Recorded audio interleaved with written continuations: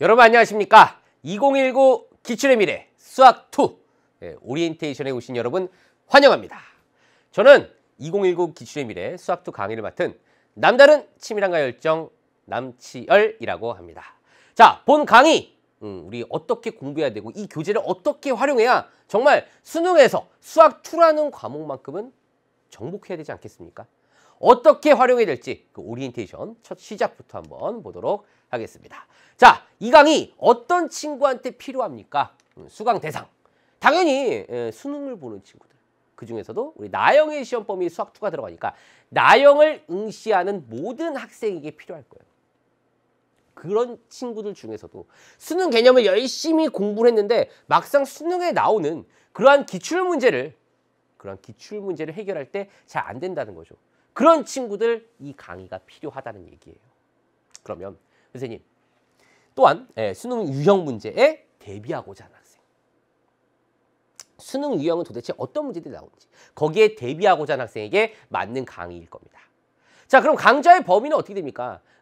기출의 미래라는 교재에 나오는 모든 문제를 다 풀었으면 좋겠지만 그중에서 문항 상당히 많습니다, 여러분. 그중에서 꼭 필요한 문제 그리고 새로 업데이트되는 문제 2018년도에 2018 수능 대비 즉 2017년도에 시행되었던 기출 문제는 기본으로 다 풀고요. 그 다음 교재에서 꼭 필요한 문제들을 해설하겠다라는 거예요.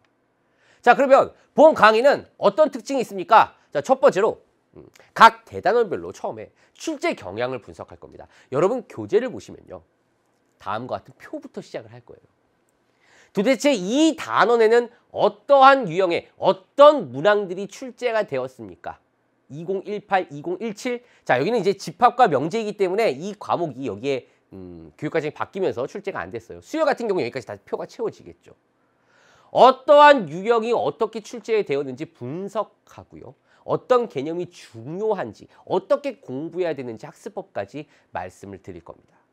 그것을 시작으로 중간중간에 개념에 대한 이야기를 말씀을 드릴 거예요.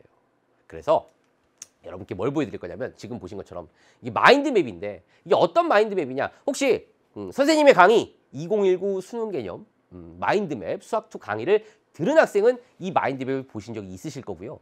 기출의 미래에서 저를 처음 만난 학생은 이 마인드맵을 처음 보실 거예요.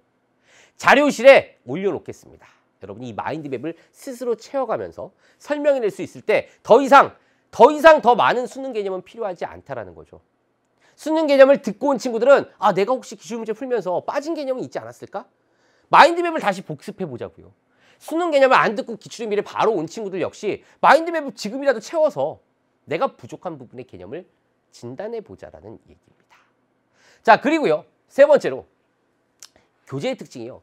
기출의 미래, 기출편만 있는 게 아니에요.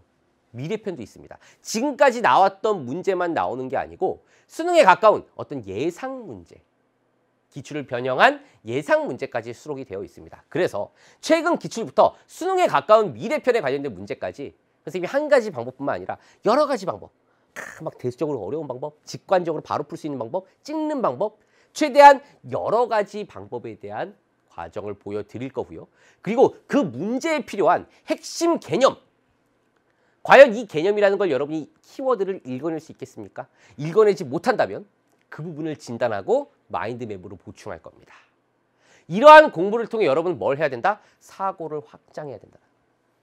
공부하는 거니까 지금은 문제 푸는 스킬을 그것도 중요하겠지만 스킬 이전에 왜 문제를 그렇게 풀어야 되는지 사고의 확장을 연습해야 된다는 이야기예요.